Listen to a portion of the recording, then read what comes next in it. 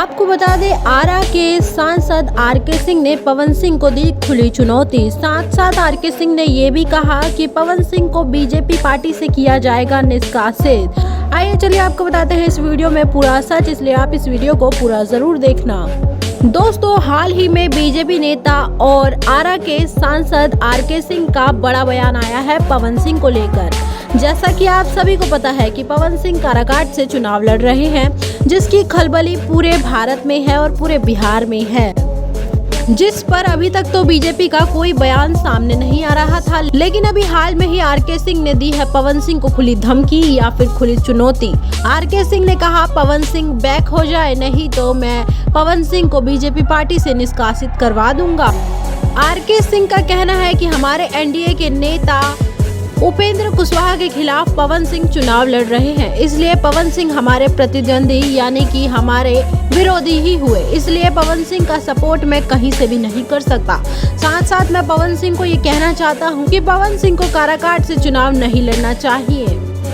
यहाँ तक कि आर.के. सिंह ने ये भी कहा कि मैंने जेपी नड्डा से ये अपील भी की है कि पवन सिंह को बीजेपी से निकाल दिया जाए, क्योंकि बीजेपी में रहकर बीजेपी के खिलाफ चुनाव लड़ना ये तो साफ तौर पर गलत है। साथ साथ दोस्तों, मैं आपको ये भी बता दूं, पवन सिंह ने आरा से चुनाव लड़ना इसलिए बेटर नहीं समझा क्योंकि वहाँ के सांसद आर.के. सिंह है और आर.के. सिंह को हराना काफी मुश्किल बात है।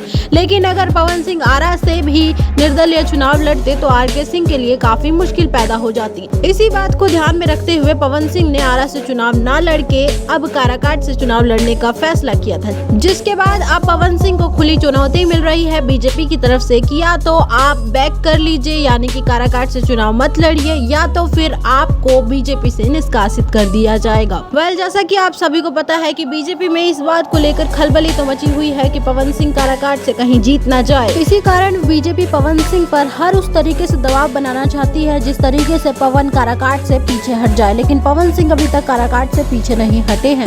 आपको क्या लगता है, क्या आगे आने वाले वक्त में पवन सिंह मनीष कश्यप की तरह ही पीछे हटकर बीजेपी में शामिल हो जाएंगे या फिर पवन सिंह ऐसे ही निर्दलीय चुनाव लड़कर जीत कर दिखाएंगे? नीचे कमेंट बॉक्स में हमें जरूर बताएं। मिलते हैं नेक्स्ट वीडियो में, तब तक के लिए